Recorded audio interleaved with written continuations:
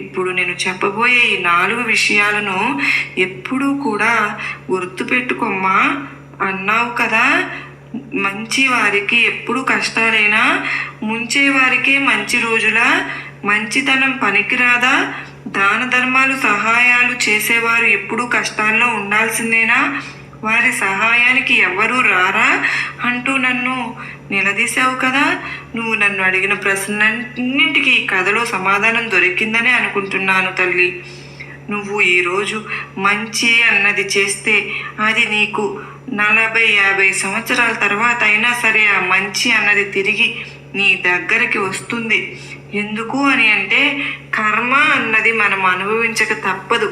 అది మంచి కర్మ అయినా చెడు కర్మ అయినా, మనం ఈరోజు మంచి చేస్తే ఏదో ఒక రోజు మనకు మంచే తిరిగి వస్తుంది.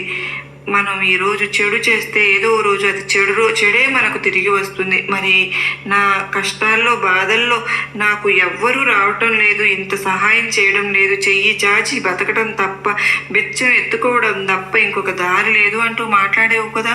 చూసావా, చిన్న పిల్లవాడికి ఉన్న ఆత్మాభిమానం కూడా నీకు లేదా? ఒక్కరి మీద ఆధారపడతావా? ప్రస్తుతానికి నీకు కష్టం రావచ్చు, నీ పరిస్థితి బాగోలేకపోవచ్చు. ఇది నీకు ఒక పరీక్షాకాలం. నువ్వు ఈ పరీక్షాకాలాన్ని ఎలా ఎదుర్కొంటావు, ఎలా భరిస్తావు అన్నది నీకు ఇది ఒక పరీక్ష. ఈ పరీక్షలో కనుక నువ్వు ఇలాంటి బలహీనమైనటువంటి ఆలోచనలు, చెడు ఆలోచనలు చేయకుండా నువ్వు నీలాగే ఉన్నావు అంటే నువ్వు మహారాజువే.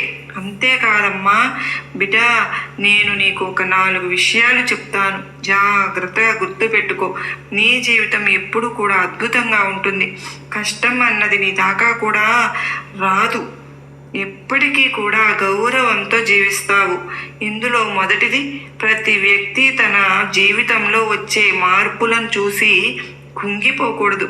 ఏమి జరిగినా కూడా ఇదంతా తన మంచికే అని భావించి ఆ మార్పులను స్వీకరించాలి. ఆ మార్పుల వల్ల తన జీవితంలో వచ్చే కష్టాలను ఎదుర్కోవడం వల్ల మనిషి వాటి వల్ల ఎన్నో విషయాలను నేర్చుకుంటాడు.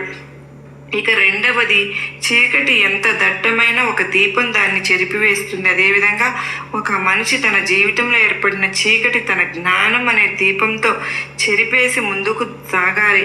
ఇక మూడవది, ఇతరులకు సహాయం చేయండి. నువ్వు ఇతరులకు సహాయం చేశావు అంటే దానంతట అదే నీకు ఏదో ఒక రోజున తిరిగి వస్తుంది. ఇతరులు కష్టాల్లో ఉన్నప్పుడు నువ్వు చేసే సహాయం చిన్నదైనా అది వారికి ఎంతో ఊరటను కలిగి ఎప్పుడు కూడా యాచించకూడదు. బిచ్చం ఎత్తుకొని తింటే వారికి కష్టపడకుండా తినడం అలవాటు అవుతుంది.